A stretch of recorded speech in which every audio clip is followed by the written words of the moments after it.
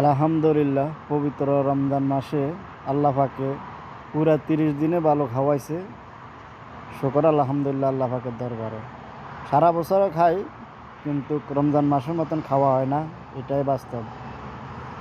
রমজান মাসকে মিস করতেছি। আল্লাহ পাকে যেন হায়াত দান করে, আগামী রমজান মাস পর্যন্ত আল্লাহ পাকে যেন হায়াত দান করে এবং ভালো জায়গায় আছি, পবিত্র মক্কা নগরীতে আছি, এটাই সবচেয়ে বড় কথা। এবং সব সময় আমার সকল মুসলিম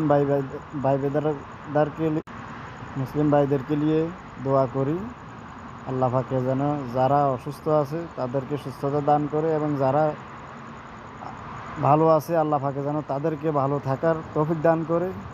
এটাই আল্লাহ পাকের কাছে চাওয়া। আল্লাহ পাক সবাইকে ভালো রাখুক, দোয়া করি। আসসালামু আলাইকুম ওয়া রাহমাতুল্লাহি ওয়া বারাকাতুহু।